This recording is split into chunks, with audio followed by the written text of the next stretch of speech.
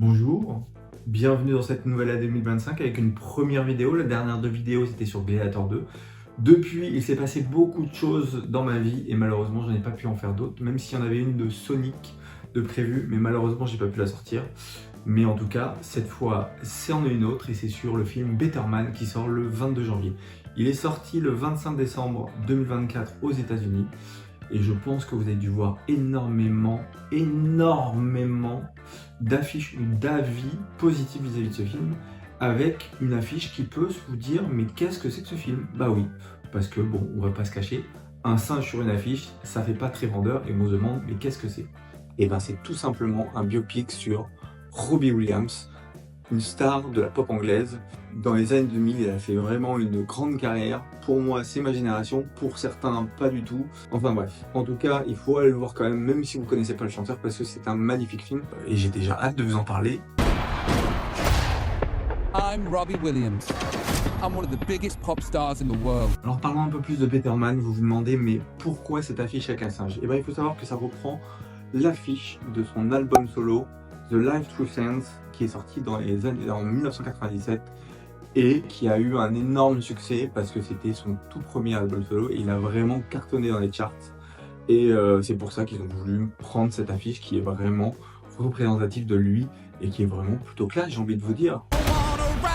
So let's take it from the top, shall we? Vous vous demandez la jeunesse du film, et ben c'est tout simplement, c'est Michael Grasset, réalisateur de The Greatest Showman avec Hugh Jackman, et je pense que vous avez adoré ce film. Il a voulu capturer la vie de Robbie Williams en enregistrant des petites interviews avec lui durant 1 an et demi à LA, mais finalement il s'est dit mais pourquoi pas faire un film? Et donc voici Better Man qui est arrivé sur nos écrans, et en même temps il a utilisé les enregistrements qu'il avait fait pendant ces 1 an et demi pour les caler dans les voix off. Tout n'est pas utilisé, mais une grande partie de ces enregistrements a été utilisée pour faire la voix off dans le film. You can't learn it. You're either born with it or you're a nobody.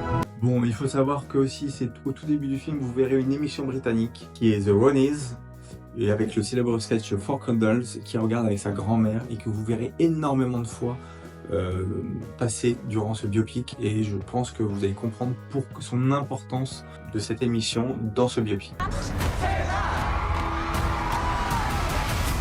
Enfin, il y a une scène sur Regent Street dans le film, et il faut savoir qu'il a fallu attendre 1 an et demi de l'autorisation pour tourner, pour au final 2 jours avant le tournage, tout soit annulé parce que la reine Elisabeth II était décédée. Bah oui, malheureusement, c'est comme ça, hein, mais bon. En tout cas, le tournage a été reporté, ils ont dû payer les gens parce que bah, l'assurance ne couvrait pas les perdus à la cause d'un décès d'un monarque. Bah oui, malheureusement, il n'y a pas cette clause. Bah oui. Les producteurs ont dû lever des fonds supplémentaires pour au final tourner cette scène 5 mois après.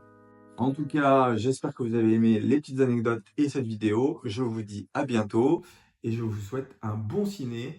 The story starts. I'm